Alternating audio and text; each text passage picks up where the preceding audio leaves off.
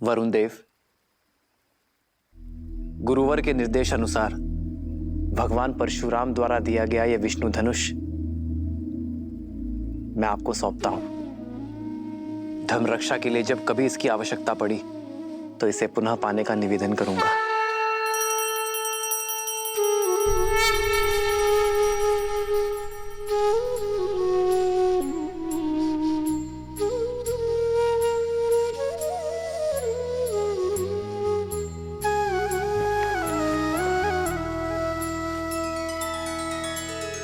वरुण को सारंग सौंपा, शस्त्र से ना मोह है। लोभ शक्ति का नहीं, जनहित ही पावन योग है। पुरुषार्थ करके विजय पाना, पथ है सबसे पावनम। नर को ये संदेश देते, धनुष तज नारायणम।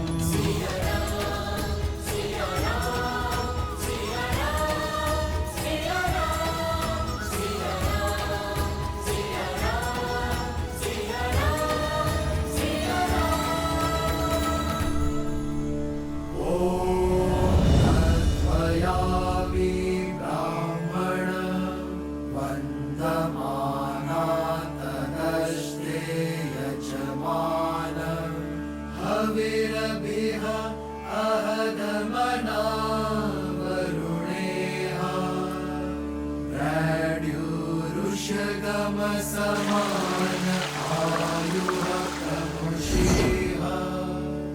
ॐ वरुणाय नमः। श्री रामचंद्र कृपालु भजु मन हरण भव भय दारुणम। नव कंज लोचन कंज मुख कर कंज पद कंजारुणम।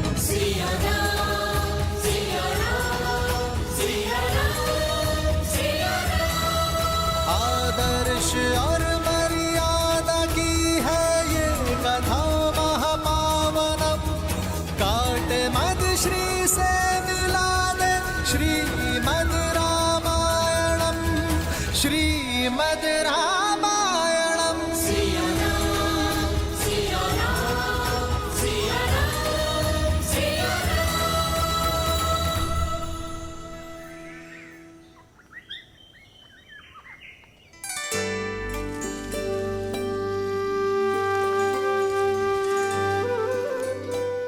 भैया, मिथिला कितनी सुंदर नगरी है ना। और आपको तो कुछ अधिक ही सुंदर लग रही होगी जब से स्वयंवर हुआ है तब से। अंतर है लक्ष्मण, पहले मिथिला मेरे लिए नगर था, पर अब घर हो गया है।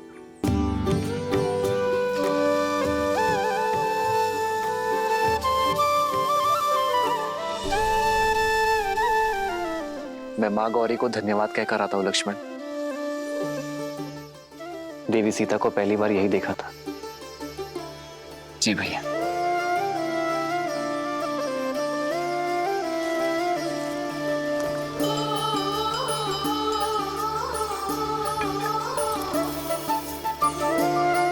माँ, आपने जो मुझे दिया वो मेरे लिए सर्वश्रेष्ठ था। वो दिया जो मेरे मन में था। आपको मन से धन्यवाद करने आई हूँ माँ। ये आपके आशीष का प्रताप है कि स्वयंवर में एक पल के लिए भी निराश नहीं हुई मैं। धन्यवाद माँ। माँ का आशीष दोनों पर है, तो धन्यवाद देने एक ही क्यों आए।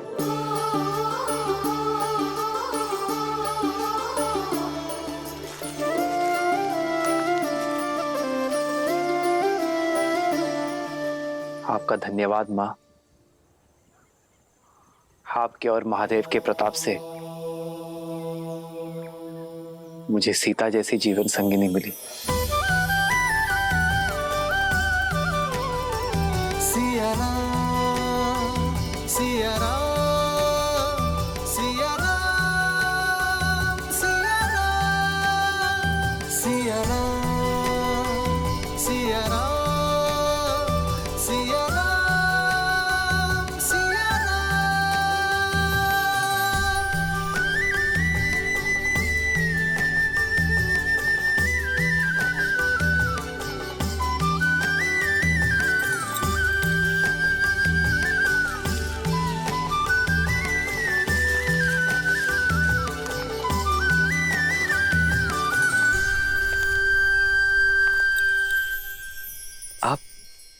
मेरे चरण स्पर्श क्यों कर रही? देखिए, मैं वो नहीं हूं जो आप समझ रही। वो तो मेरे ज्येष्ठ भैया राम हैं जिन्होंने धनुष उठाया था। मैं तो उनका अनुज लक्ष्मण हूं। किसने कहा मैं आपके चरण स्पर्श कर रही हूँ? एक स्त्री केवल 3 लोगों के चरण स्पर्श करती है, अपने पिता के, अपने गुरु के और अपने पति के। और आप इनमें से कोई नहीं है, तो मैं आपके चरण क्यों स्पर्श करूंगी? वो तो मैं ये पुष्प उठा रही थी जो मेरी सीता दीदी को बहुत प्रिय है और मुझे भी। क्षमा कीजिए, वो देवी, ऐसे भूमि में पड़े हुए पुष्प किसी को भेंट नहीं करने चाहिए। परंतु आप निराश मत होइए, मैं एक क्षण।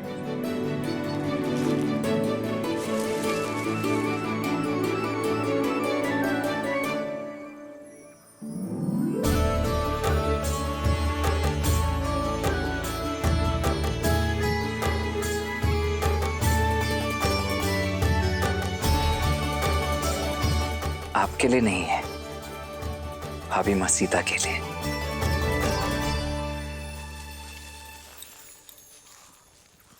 एक बात पूछ।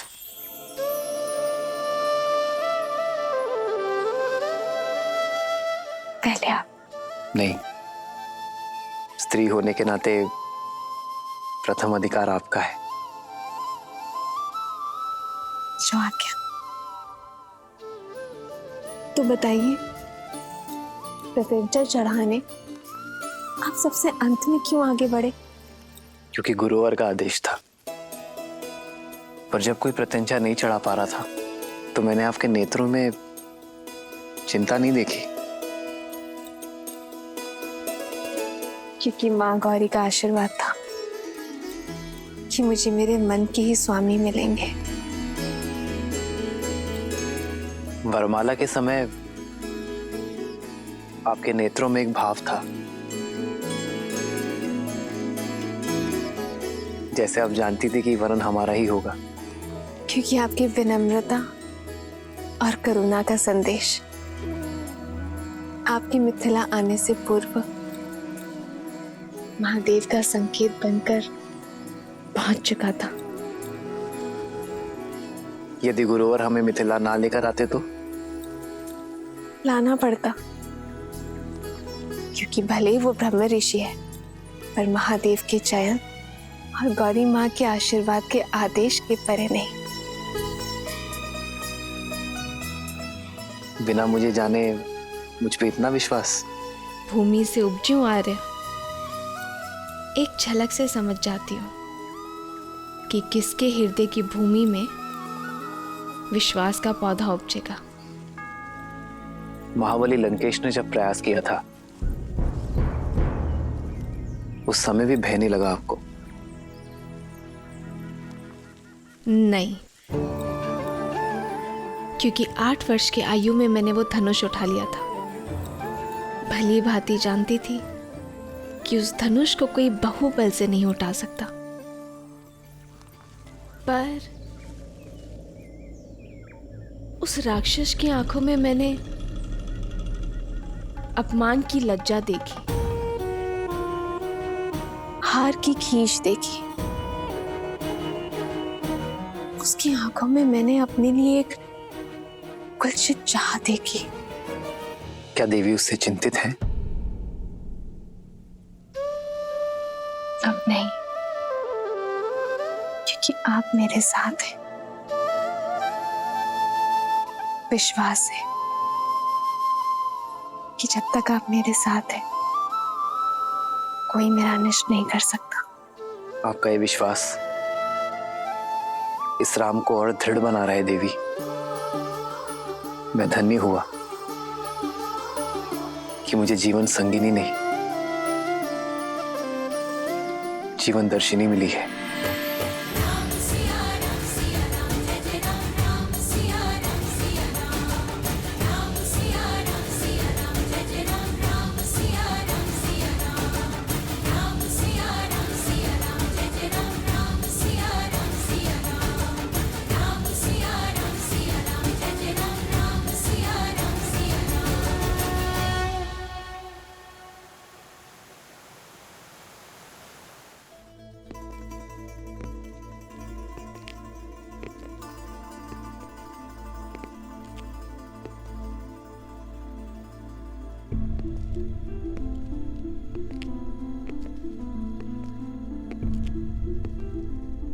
अंततः मेरी कामना पूरी हुई भैया। भगवान विष्णु की कृपा से आप सद्मार्ग की ओर बढ़ रहे हैं। अपने पापों के प्रायश्चित के लिए आपने जो संन्यास का निर्णय लिया है वो अति उत्तम है भैया। दुख तो केवल इस बात का है कि बहुत देर कर दी मैंने। कदाचित तुम्हारी बात पहले मान ली होती तो आज मेरे महादेव मुझसे रुष्ट ना होते। लंका को अब तुम जैसे सदाचारी राजा की आवश्यकता है। न्याय प्रियता से राज करना। भैया, यदि राज ही करना होता तो ब्रह्मदेव से संपूर्ण सृष्टि का राज्य मांग लेता, किंतु मुझे विष्णु भक्ति रहने दीजिए।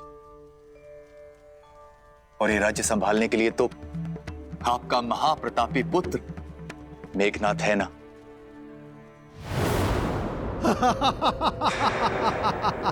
अद्भुत लग रहा है। लंका में विदूषकों की सभा हो रही है।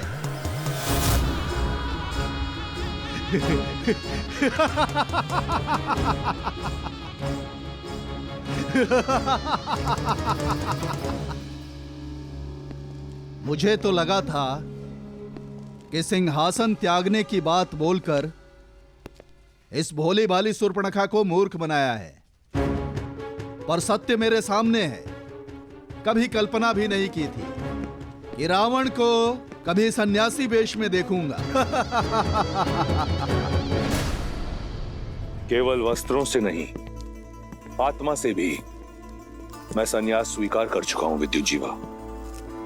इसलिए विभीषण को राजा बनाकर राज्य के साथ साथ तुम्हारी बुद्धि ने भी संन्यास ले लिया है रावण। ये विष्णु भक्त केवल विष्णु के गुणों का गायन कर सकते हैं, राज्य संचालन नहीं। केवल मैं इस स्वर्ण सिंहासन योग्य हूं। सत्य है, बुद्धि कुंड हो गई मेरी। सबसे योग्य पात्र मेरे समक्ष है और मैं उसे पहचान नहीं पाया। चलो, दुर्घटना से देर भली। विद्युत जीवा, लंका का सिंहासन तुम्हारी प्रतीक्षा कर रहा है।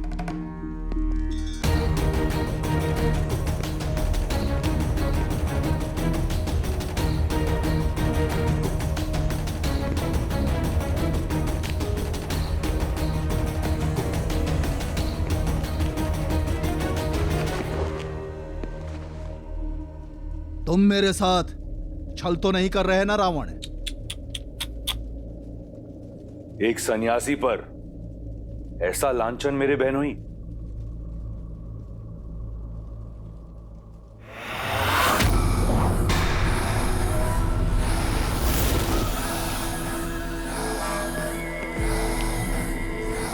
सन्यास की आड़ में मैंने तुम्हारा छल देख लिया है, पाखंडी रावण। अब तुम मेरा बल देखो। काल के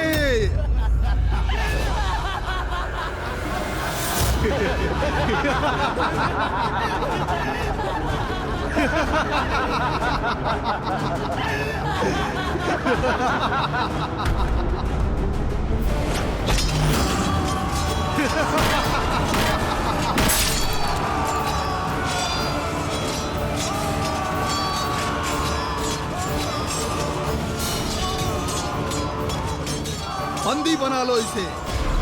हमारे व्यूह में फंस गया है ये दशानन। लंका मेरी, व्यू मेरा, फंसे तुम सब हो विद्युत जीवा।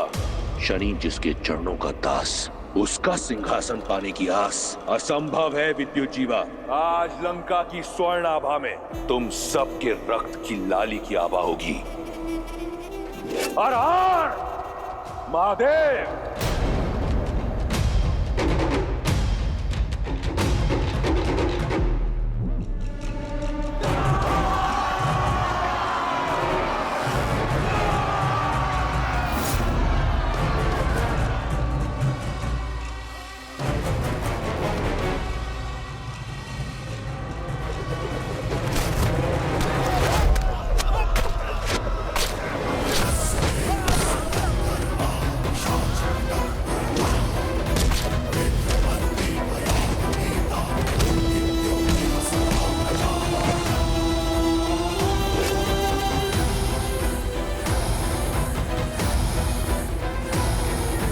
सुर्पणखा, सुर्पणखा मुझे बचा लो, मुझे बचा लो सुर्पणखा, बचा लो मुझे अपने भाई से। मैं तुम्हारा पति हूँ, तुम्हारे पुत्र का पिता हूँ। दया करो सुर्पणखा, दया करो। दशानन मुझे क्षमा करो। रावण के शब्दकोश में द से दमन और दंड है, दया नहीं।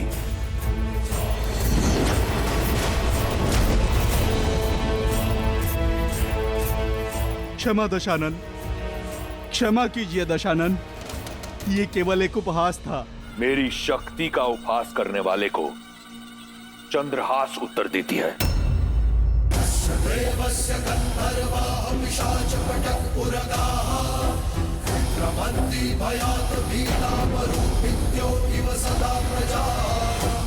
राकेश, नहीं भैया।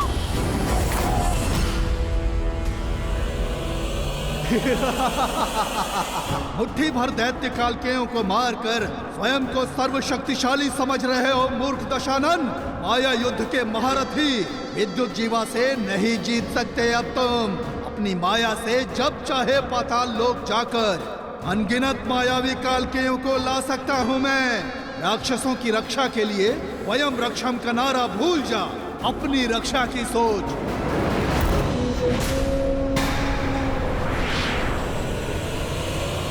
भैया, दशानन, दशानन।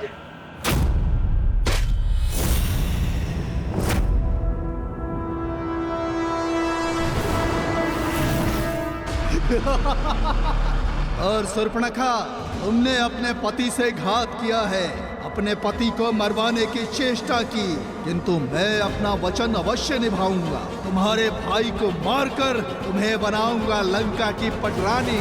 मैं चला पाताल लोक। पाताल में छुपो या रसातल में, तुम मुझसे बच नहीं पाओगे विद्युत जीवा। 10 लोगों के स्वामी का 11वां लक्ष्य होगा पाताल लोक। वहां जहां कहीं भी होगे तुम्हें ढूंढ कर निकालूंगा और फिर धीरे धीरे तुम्हारे प्राण हर लूंगा।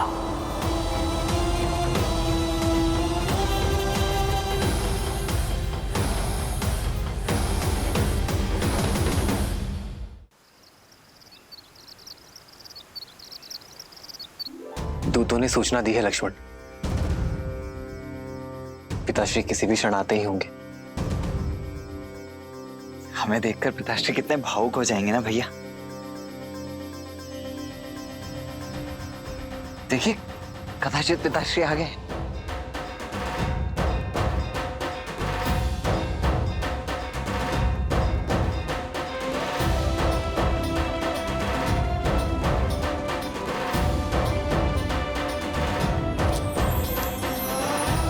भरत,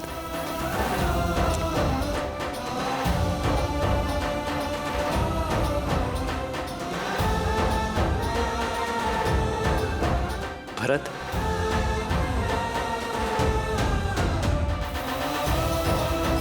लक्ष्मण,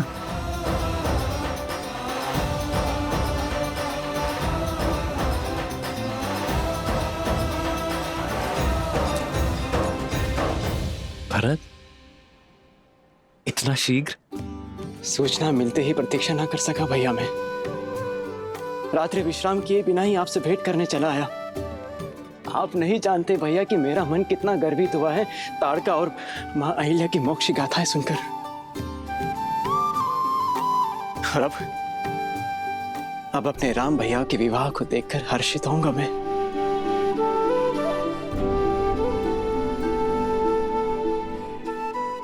और मेरा मन तुम्हें देखकर हर्षित हो रहा है भरत। भैया,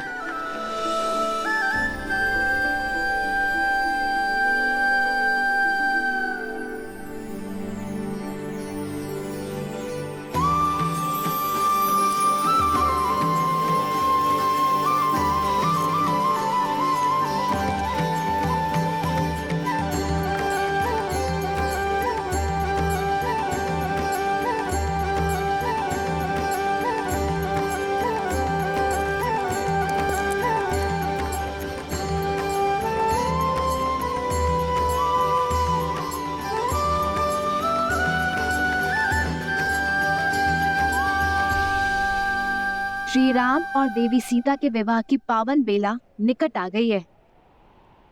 अयोध्या वाले मिथिला पहुंचने वाले हैं। हम कब जाएंगे महादेव? लक्ष्मी नारायण के शुभ विवाह के साक्षी बनने। देवी, उस विवाह के साक्षी तो हम बहुत पहले ही बन चुके। आपने स्वयं नारायण की बहन बनकर विवाह की सभी रीतियां निभाई थी और मैंने देवी लक्ष्मी के भाई के रूप में विवाह के सभी संस्कार किए थे। भूल जाती हैं आप।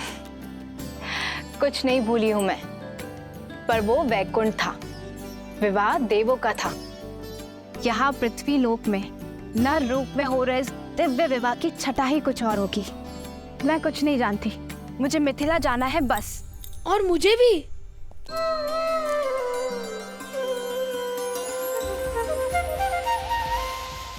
बड़े दिन हो गए, भरपेट स्वादिष्ट भोजन नहीं खाया। कैसी बात करते हो गणेश? हर पूजा अनुष्ठान में सबसे पहला भोग तुम्हें ही तो लगाया जाता है। उसे भोजन कहते हैं आप? मेरी दाल भी गीली नहीं होती उससे। मनुष्य बड़े छली है माता, भोग का नाम लेकर तनिक सा मेरी सूंड पर लगाते हैं और प्रसाद कहकर स्वयं डकार जाते हैं। पर यहाँ विवाह में साक्षात मन चाहा मन भरकर खाने का अवसर मिलेगा ना? देवी, हमारे पुत्र का कथन सर्वथा उचित है। तो ठीक है, हम सब चलेंगे श्री राम और सीता के विवाह में, परंतु मनुष्य रूप में। हमें भी इस विवाह का साक्षी बनना है प्रभु।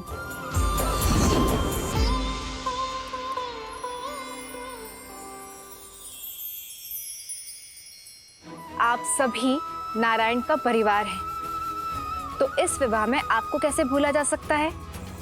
हम सभी जाएंगे राम और सीता के शुभ विवाह के साक्षी बनने। जय श्री राम। जय श्री राम। जय श्री राम।